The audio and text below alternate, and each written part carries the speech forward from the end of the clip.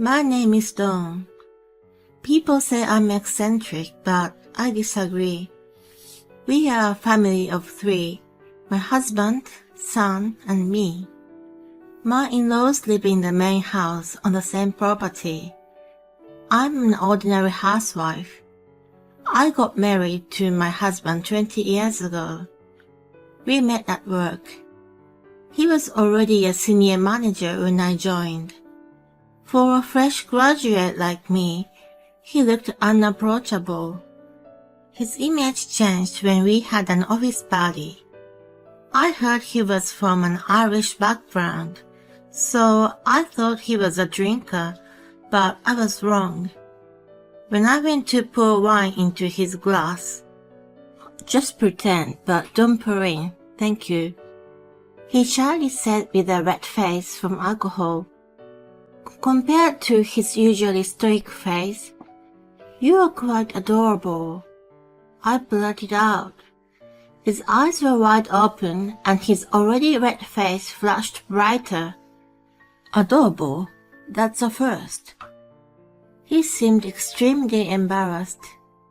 I fell for him at that moment. We became more familiar with each other in the office, and eventually, "Would you like to go out for dinner with me?" He asked me out. He was 30 years old at the time.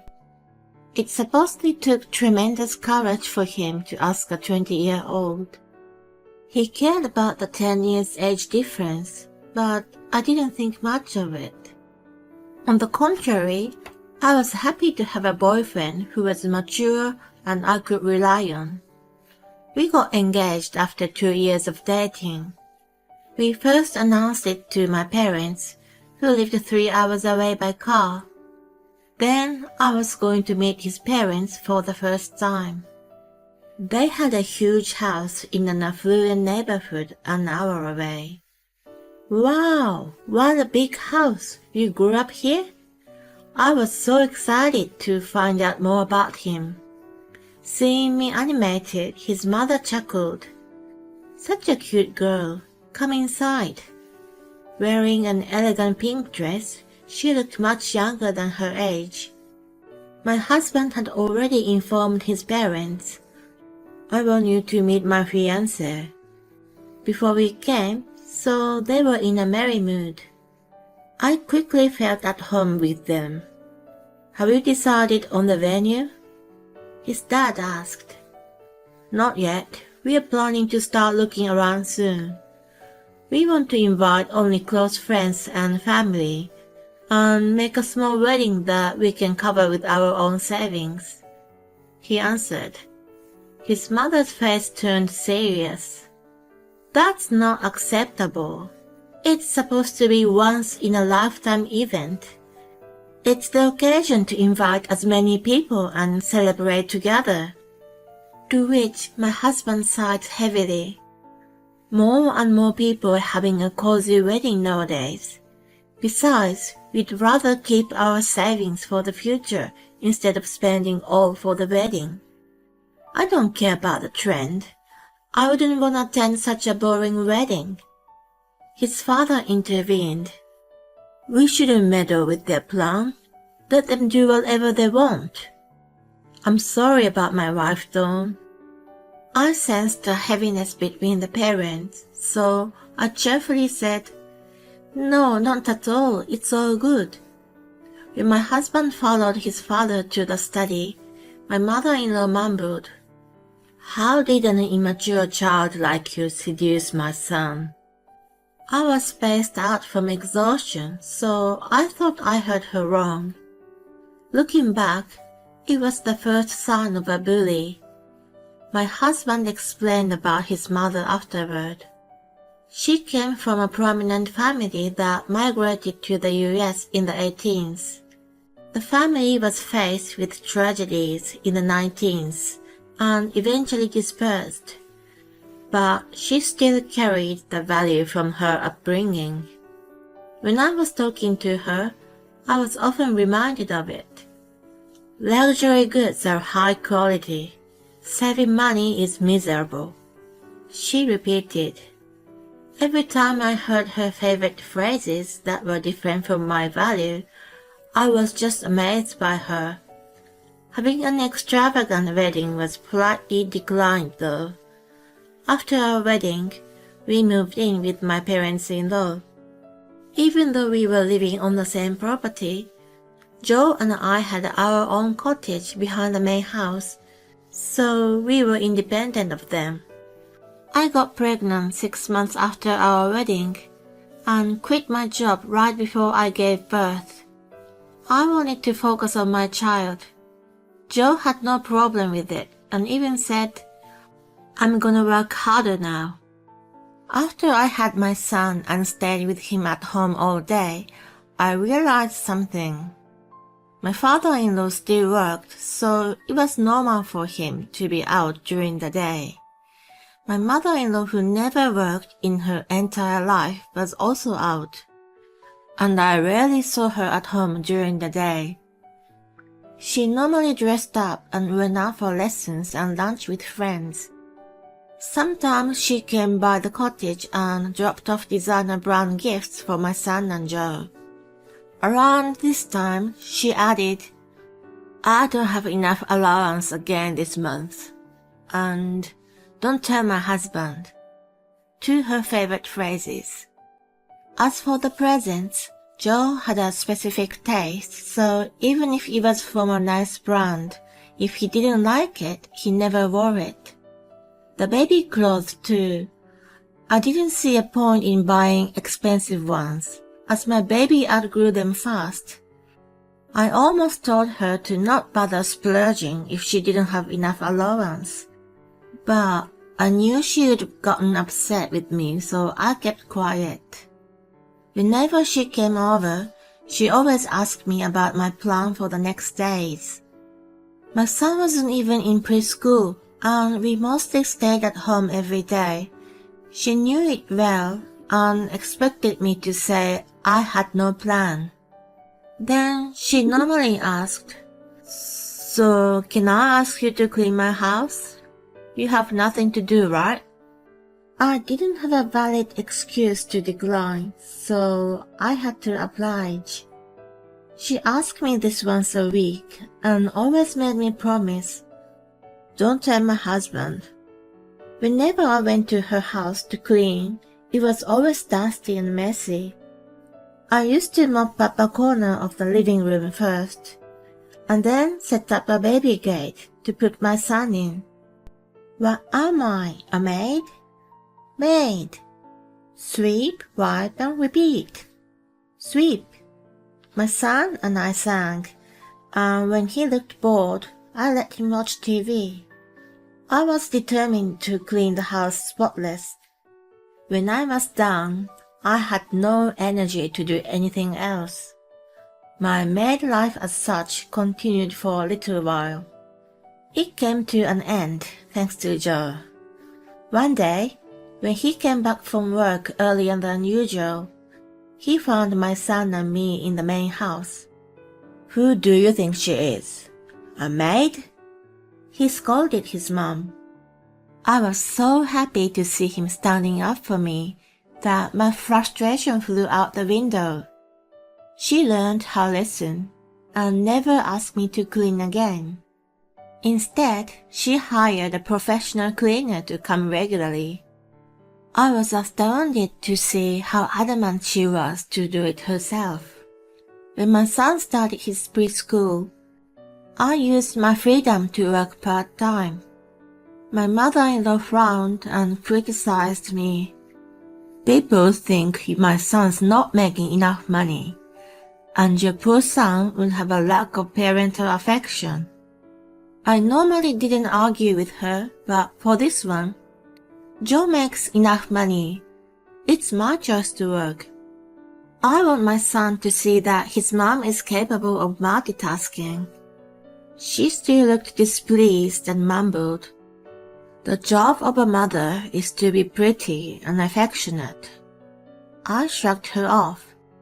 I put effort into my part-time job and increased my work hours according to my growing son's schedule. Seeing me hard at work, Joe and my son started to share housework with me.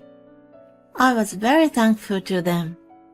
My son eventually became high school senior and studied hard to get a scholarship to the university he wanted to go to. I informed my parents and in-laws about his achievement.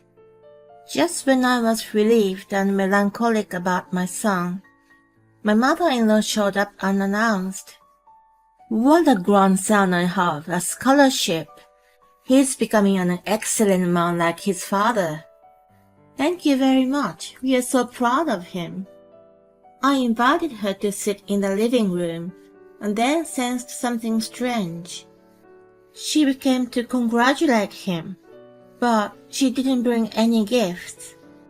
She liked to show off, so she secretly continued to bring expensive sweets and clothes even after the cleaning incident. It was very weird for her to come empty-handed for such a big celebratory event as this. She asked, "Where are he and Joe?" "School and work. It's a weekday." "All right, you're alone today." I couldn't figure out where she was going with the conversation. Then she suddenly made a serious expression.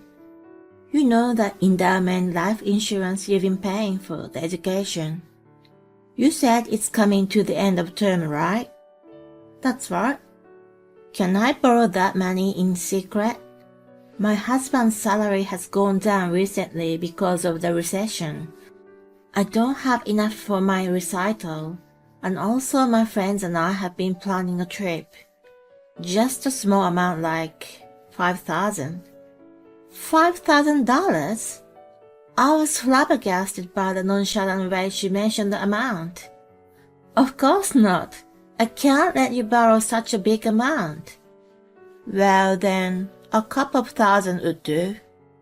I heard the policy gives you like $100,000. It's not a lottery. What Joe and I saved is coming back.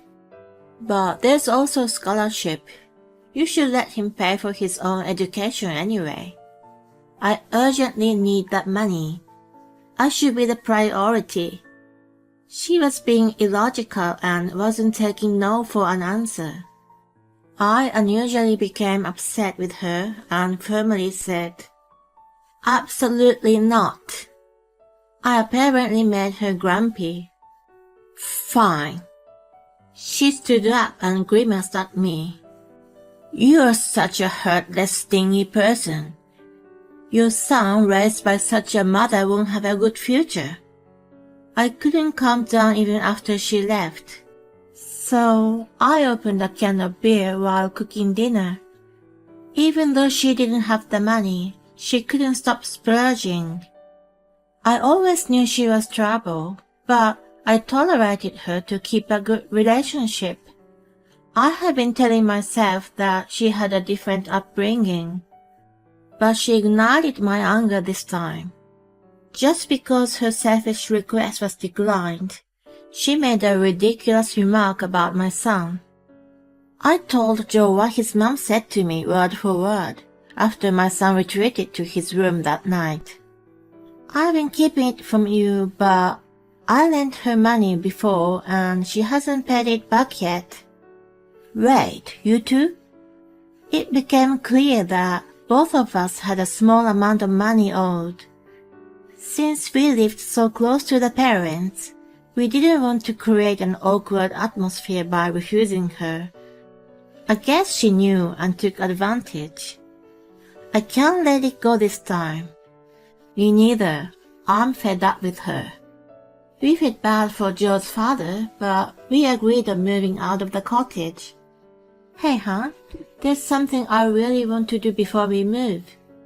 I proposed a plan to retaliate against her. I was going to make her regret insulting not only me but my son as well. My determination was burning. I prepared the necessary evidence in a month. After sharing them with Joe and my son, I finally started my plan rolling. It was the first weekend of July. I aimed my visit to coincide with dinner time, so both my mother and father-in-law would be at home. Joe and I told them we had an important thing to discuss. As soon as we sat down in their living room, Joe pretended to be remorseful. Dawn made a mistake and opened some of your mail. They were wrongly put in our post. We are very sorry. I produced 5 envelopes and a folded paper on a coffee table. Oh no, my mother-in-law gasped. The envelopes were from credit card companies and IRS. I selected ones that said important and urgent from the mail I had collected in a month. Our mailboxes stood next to each other, so the mailman sometimes mixed up. When he saw me cleaning the yard, he didn't hesitate to pass me 2 bundles. It was easy to differentiate mail related to her financial issues from seeing them for so long. Hence, I picked the top 5 for this occasion. Oh my God, you haven't been paying all of this? My father-in-law frowned at his wife. As I expected, he had no idea how much he has been squandering. She stuttered. It just slipped my mind, that's all. I'll pay them tomorrow. She made a lame excuse and hurriedly collected the envelopes. As Joe and I were leaving, I pretended to remember something and said, "Oh yeah, there were a few with immediate deadlines. I'm very sorry for not coming sooner." I gave a big smile to my mother-in-law, who was grimacing at me from behind her husband. 2 weeks later, she purposely came over when Joe and my son were out. I was expecting her visit, so I greeted her as usual and let her in. As soon as she walked into the living room, "Please do me a favor. Can you make a payment for these on my behalf? You know, I'm quite busy and can't make it to the bank on time." She pulled out the bills in front of me. Those were taxes for a property and a car, and credit card bill for online shopping. The number of bills was, for sure, more than when I showed to her and her husband. "You don't need to go to the bank, you know. I'll show you how to pay with online banking." I suggested light-heartedly for my first retaliation, and then added more. "Also, you've shopped with my credit card, haven't you? I saw a charge I wasn't aware of on my statement. I'd never bought anything from Saks Fifth Avenue online. Besides, nothing arrived from them but the charge." I thought it was skimming, but then I remembered she loved the store. She bought it with my card and gifted it to herself. It was a fraud. She was shrewd when it came to money, but her wrongdoing was to be caught sooner or later. "I have no idea what you're talking about. Do you have proof?" "I can call customer service and find out what you bought." "If the same item is in your house, that's proof, isn't it?" I smirked. She choked, but then, "Fine, I'll pay you back. But these are more urgent. The taxes must be paid now. We are family. We support each other, right?" "Family?" I exclaimed in a deliberated manner. "I'm almost single. I'm not really your family." "What do you mean?" I put on a sullen face and explained to her in a gloomy tone. "Joe and I have been fighting about our finance. He's very upset with me about the money I lent to you, thinking I splurged. But I can't tell him the truth or cover it with my part-time salary. Our relationship deteriorated and we are separated now. We are filing for a divorce." To which she became angry. "You never consulted with me." I knew a younger but no common sense wife would be nothing but trouble. She left fuming. But she didn't give up and kept bothering me.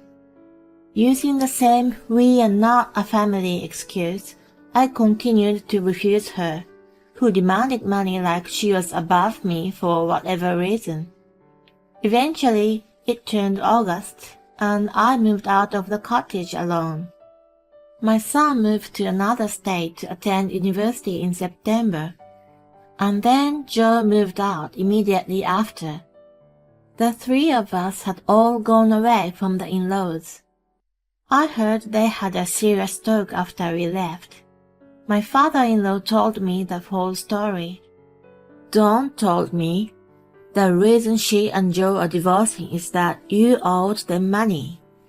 You stole her credit card and her pay off your shopping.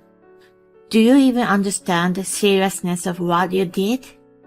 She became outraged by his accusation and snapped back. Not at all. She was my daughter-in-law and living in the cottage for free. I expected her to cover for me. I only bought some cosmetics and supplements anyway. It was supposed to be our secret, but I can't believe she told you. Joe is right to divorce her. I know now. You're a malicious woman. I want a divorce. I don't need such a nasty wife for the rest of my life.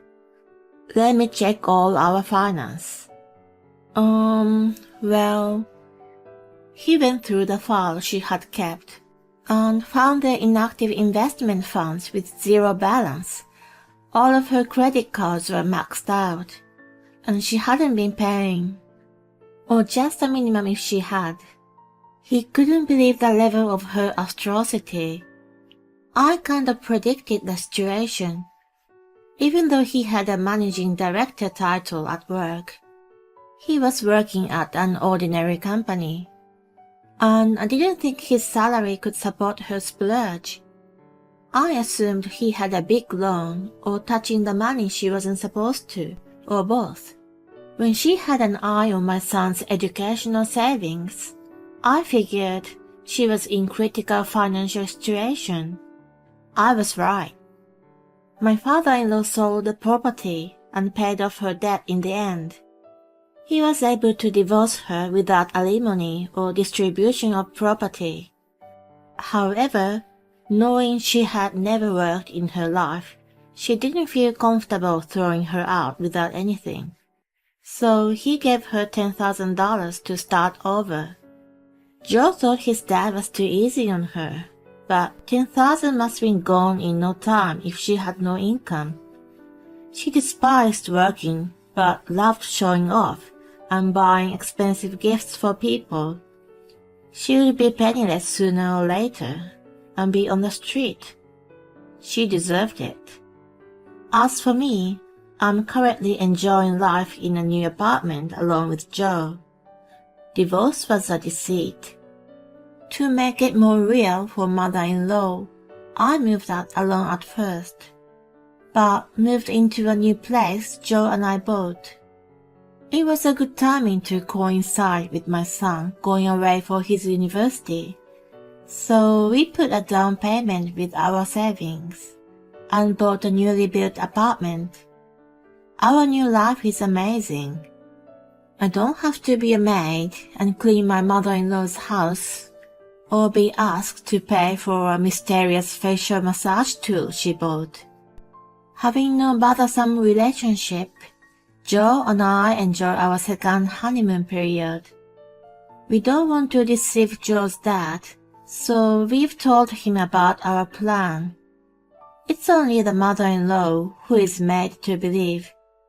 We have no intention of telling her the truth or where we live. We honestly want nothing to do with her for the rest of our lives. After selling the house, my father-in-law lives in a small apartment. He's looking to move closer to us. He has been nothing but kind to me, and we never had any problems, so I'm looking forward to having him nearby. We are planning to visit our son over the next long weekend. I'm surrounded by my favorite people and enjoying my life to the fullest. It's my best time by far.